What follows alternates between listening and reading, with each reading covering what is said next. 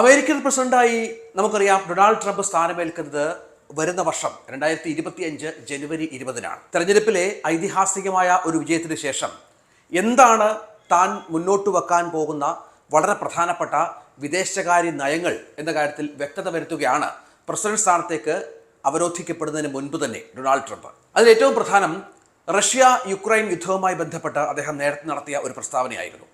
താൻ അധികാരമേറ്റാൽ 24 മണിക്കൂർ മതി റഷ്യ യുക്രൈൻ യുദ്ധം അവസാനിപ്പിക്കാൻ എന്നാണ് ട്രംപ് പറഞ്ഞത്. അതിനുള്ള ഇടപെടൽ വളരെ ശക്തമായി തന്നെ നടത്തും എന്നും ട്രംപ് വ്യക്തമാക്കുന്നത് തൻ്റെ മുന്നോട്ടുള്ള യാത്രയിൽ ഏതൊക്കെ തരത്തിലായും താൻ നയങ്ങൾ സ്വീകരിക്കുക എന്നത് വ്യക്തമാക്കുകയും ചെയ്തു. ഇതിനിടയിലാണ് നമുക്കറിയാം ഇസ്രായേലിൻ്റെ വിവിധ രാജ്യങ്ങളുമായുള്ള സംഘർഷം. അമേരിക്കയുടെ സഖ്യകക്ഷിയാണ് ഇസ്രായേലുമായി ബന്ധപ്പെട്ട് അമേരിക്ക ഒരുപാട് താല്പര്യങ്ങളുണ്ട്. ഏറ്റവും ഒടുവിൽ ലബനനുമായുള്ള ഹിസ്ബുള്ളയുമായുള്ള ഹിസ്ബുള്ളയുടെ യുദ്ധത്തിൽ അമേരിക്ക ഇടപെട്ട് കഴിഞ്ഞ ദിവസമാണ് ഒരു വെടിനിർത്തൽ ചർച്ച നടത്തുകയും തുടർന്ന് 60 ദിവസത്തേക്കുള്ള വെടിനിർത്തൽ പ്രഖ്യാപനത്തിലേക്ക് ഇസ്രായേലിനെ നിർബന്ധിതമാക്കുകയും ചെയ്തത്. വെടിനിർത്തൽ പ്രഖ്യാപനം നിലവിൽ വന്നിട്ടും ഇസ്രായേലിൻ്റെ ആക്രമണമുണ്ട് എന്ന തരത്തിലുള്ള ചില റിപ്പോർട്ടുകളൊക്കെ പുറത്തു വരുന്നുണ്ട് എങ്കിൽ പോലും അമേരിക്കയുടെ ആ ഇടപെടൽ ഫലപ്രദമായിരുന്നു എന്ന സൂചനകൾ പുറത്തു വരുന്നുണ്ട്. നമുക്കറിയാം ട്രംപ് അല്ല ഇപ്പോൾ പ്രസിഡന്റ്, പക്ഷേ ട്രംപിൻ്റെ ലക്ഷ്യം എന്താണോ അത് ഇപ്പോഴത്തെ പ്രസിഡന്റ് ജോ ബൈഡൻ നടപ്പിലാക്കുകയായിരുന്നു എന്ന സൂചനകൾ കൂടിയുണ്ട്. അവിടെയാണ് കഴിഞ്ഞ ദിവസം ട്രംപ് നടത്തിയ വളരെ പ്രധാനപ്പെട്ട ഒരു പ്രസ്താവന.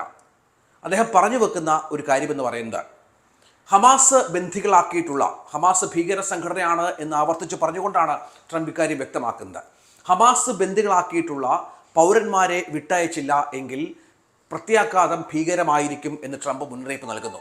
അതിന് അദ്ദേഹം പറയുന്ന വളരെ പ്രധാനപ്പെട്ട ഒരു കാര്യമെന്ന് പറയുന്നത് താൻ പ്രസിഡന്റ് സ്ഥാനം ഏറ്റെടുക്കുന്ന ജനുവരി 20-ന് മുൻപ് നടപ്പിലാക്കിയില്ല എങ്കിൽ ദൂരവ്യാപകമായ പ്രത്യാഘാതങ്ങൾ, അതായത് അമേരിക്ക ഇതുവരെ നടത്തിയിട്ടുള്ള ആക്രമണങ്ങളിൽ അല്ലെങ്കിൽ തിരിച്ചടികളിൽ ഏറ്റവും ഗൗരവതരമായ ഒന്ന് ഹമാസ് ഏറ്റെടുക്കേണ്ടി വരും എന്നാണ്. പക്ഷേ ഹമാസിൻ്റെ നല്ല ഒരു സംഘടനയുടെയും പേര് ഏറ്റെടുത്ത് പറയാതെയാണ് ട്രംപ് ഈ പ്രസ്താവന നടത്തിയിരിക്കുന്നത് എന്നത് ഏറ്റവും പ്രധാനമാണ്. അതിനർത്ഥമെന്ന് പറയുന്നത് ട്രംപ് പറയുന്നത് ഈ ബന്ദികളെക്കുറിച്ച് ഹമാസ് തടങ്കലിൽ വെച്ചിരിക്കുന്ന ബന്ദികളെക്കുറിച്ച് എല്ലാവരും സംസാരിക്കുന്നുണ്ട്. അതിപ്പോൾ ജോ ബൈഡനെ ചൂണ്ടിക്കാട്ടി ഒരുപക്ഷെ അദ്ദേഹത്തെ പരോക്ഷമായി സൂചിപ്പിച്ചുകൊണ്ടാണ് ഈ പരാമർശം എന്ന് പറയാം. എല്ലാവരും ബന്ദികളെക്കുറിച്ച് പറയുന്നു, പക്ഷേ അവരുടെ മോചനത്തിനായി ആരും യാതൊരുവിധ നടപടികളും സ്വീകരിക്കുന്നില്ല എന്ന് ട്രംപ് പറയുകയാണ്. പക്ഷേ നടപടികൾ തൻ്റെ ഭാഗത്ത് ഉണ്ടാകും എന്ന് പറയുമ്പോൾ അത് വളരെ കൃത്യമായി ഹമാസിനുള്ള ഒരു മുന്നറിയിപ്പായി മാറുകയാണ്. അമേരിക്കൻ ഇസ്രായേൽ പൗരത്വമുള്ള സൈനികനായ ഒമർ മാക്സിം ന്യൂട്രയുടെ മരണവാർത്ത പുറത്തു വന്നതിന് തൊട്ടു പിന്നാലെയാണ് ട്രംപിൻ്റെ ഈ പ്രഖ്യാപനം എന്നുള്ളത് വളരെ പ്രധാനമാണ്. 2 ദിവസം മുമ്പ് ഹമാസ് തങ്ങളുടെ തടവിൽ കഴിയുന്ന ഇസ്രായേലി ബന്ദികളുടെ അതിദയനീയമായ ചിത്രങ്ങൾ പുറത്തുവിട്ടിരുന്നു. ഈ ദൃശ്യങ്ങളിൽ അമേരിക്കൻ ഇസ്രായേൽ പൗരത്വമുള്ള ബന്ദിയായ ഏദൻ അലക്സാണ്ടർ പൊട്ടിക്കരഞ്ഞുകൊണ്ട് തന്നെ മോചിപ്പിക്കണം എന്നാവശ്യപ്പെടുന്ന ദൃശ്യങ്ങളുണ്ടായിരുന്നു. അത് വലിയ തോതിലുള്ള ഒരു ഇമ്പാക്റ്റ് അമേരിക്കയിൽ ഉണ്ടാക്കി എന്ന കാര്യത്തിൽ സംശയമില്ല. 420 ദിവസമായി നമുക്കറിയാം 420 ദിവസമായി ഹമാസിൻ്റെ തടവിൽ കഴിയുകയാണ് ഈ ബന്ദികൾ. ഏതാണ്ട് 260ഓളം ഇസ്രായേൽ പൗരന്മാരെ, അമേരിക്കൻ പൗരന്മാരെ, ഫ്രഞ്ച് പൗരന്മാരെ, അങ്ങനെ നിരവധി ആളുകളെയാണ് ഇസ്രായേൽ ആക്രമണം നടത്തിയ ദിവസം ഹമാസ് തട്ടിക്കൊണ്ടു പോവുകയും ബന്ദികളാക്കുകയും ചെയ്തത്. നിരവധി ആക്രമണം നടത്തിയിട്ടും ഇസ്രായേലിന് ഈ ബന്ദികളെ കണ്ടെത്താനോ അവരെ മോചിപ്പിക്കാനോ ഉള്ള ശ്രമങ്ങൾ ഫലപ്രദമായില്ല എന്നാണ് ശ്രദ്ധേയം.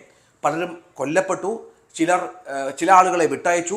ഏതാണ്ട് 60ഓളം ആളുകൾ ഇപ്പോഴും ഹമാസിൻ്റെ തടവിലുണ്ട് എന്നുള്ളതാണ്. അതിക്രൂരമായാണ് ഈ തടവറകളിൽ ബന്ദികൾ പീഡിപ്പിക്കപ്പെടുന്നതെന്നും അവരോട് മനുഷ്യത്വപരമായ യാതൊരു കരുണയും ഹമാസ് കാട്ടുന്നില്ല എന്നും ട്രംപ് കുറ്റപ്പെടുത്തുകയുണ്ട്. നമുക്കറിയാം ഒക്ടോബർ 7-നാണ് ഇസ്രായേലിലേക്ക് ഹമാസ് ആക്രമണം നടത്തുകയും ഈ ബന്ദികളെ പിടിച്ചുകൊണ്ട് പോവുകയും ചെയ്ത പശ്ചാത്തലം ഉണ്ടാകുന്നത്. അത്തരത്തിൽ നമുക്കൊരു സൂചനകൾ കൂടി വരുന്നത് ഇസ്രായേൽ ഹമാസ് യുദ്ധത്തിൽ അമേരിക്ക ഒരുപക്ഷെ ഇടപെട്ടേക്കാം. ട്രംപിൻ്റെ ട്രംപ് അധികാരമേറ്റെടുത്തതിന് ശേഷം ഒരുപക്ഷെ അത്തരമൊരു ഇടപെടൽ ട്രംപിൻ്റെ ഭാഗത്ത് ഉണ്ടായേക്കാമോ എന്ന സൂചനകൾ കൂടി ലോകരാജ്യങ്ങൾ സംശയിക്കുന്നുണ്ട്. കാരണം അവസാനിക്കാത്ത ഒരു യുദ്ധമായി ഇസ്രായേൽ ഹമാസ് യുദ്ധം മാറുന്നൊരു പശ്ചാത്തലമുണ്ട്. ഹിസ്ബുള്ളയുമായി ഇസ്രായേലിൻ്റെ പോരാട്ടം മറുവശത്തുണ്ട്. തുർക്കിയിൽ ചില പോരാട്ടങ്ങൾ ഇസ്രായേൽ നടത്തുന്നുണ്ട്. ഏറ്റവും ഒടുവിൽ സിറിയയിലും ഇസ്രായേൽ ഇടപെടുമെന്നുള്ള സൂചനകൾ പുറത്തു വരുന്നുണ്ട്. ഇതടക്കം നിരവധി യുദ്ധങ്ങൾക്ക് ഭാഗവാക്കാകുമ്പോൾ ഇസ്രായേൽ എന്ന അലയെ കൈവിടാൻ ഒരു കാരണവശാലും ട്രംപ് തയ്യാറാവില്ല. ഇപ്പോഴത്തെ പ്രസിഡന്റ് ജോ ബൈഡനേക്കാൾ കുറച്ചുകൂടി ശക്തമായ ഇടപെടലുകൾ ഇസ്രായേലുമായി ബന്ധപ്പെട്ട് ട്രംപ് നടത്തും എന്നതിൻ്റെ സൂചനകൾ പുറത്തു വരുന്നുണ്ട്. അത് എന്താണ് ലോകക്രമത്തിൽ മാറ്റം വരുത്തുക എന്ന് കാത്തിരുന്ന് കാണണം. ഒപ്പം ഈ വെല്ലുവിളിയെ അല്ലെങ്കിൽ ഈ മുന്നറിയിപ്പിനെ ഹമാസ് എങ്ങനെ നോക്കിക്കാണുന്നു എന്നുള്ളത് കാണണം. ഹമാസിൻ്റെ പ്രതികരണം ഉണ്ടായിട്ടില്ല. ഒപ്പം ഇസ്രായേൽ പ്രധാനമന്ത്രിയുടെ പ്രതികരണവും വന്നിട്ടില്ല. പക്ഷേ ഇസ്രായേൽ പ്രസിഡന്റ് ഈ വിഷയത്തിൽ ട്രംപിന് നന്ദി അറിയിച്ചുകൊണ്ടുള്ള പ്രസ്താവന നടത്തിയിട്ടുണ്ട്. നമുക്കറിയാം, ഈ ബന്ദികളുമായി ബന്ധപ്പെട്ട് അവരുടെ കുടുംബാംഗങ്ങൾ നിരന്തരം ആവശ്യപ്പെട്ടുകൊണ്ടിരിക്കുന്ന കാര്യമാണ് ഈ മോചനം. പല ഹമാസുമായി ബന്ധപ്പെട്ട നിരവധി ആളുകളെ കൊലപ്പെടുത്താൻ ഇസ്രായേലിന് സാധിച്ചുവെങ്കിൽ പോലും ഈ ബന്ദികളുടെ മോചന കാര്യത്തിൽ ഇപ്പോഴും അനിശ്ചിതത്വം നിലനിൽക്കുന്ന സാഹചര്യത്തിലാണ് ട്രംപിൻ്റെ ഈ പ്രസ്താവന എന്നുള്ളത് വളരെ പ്രധാനമാണ്.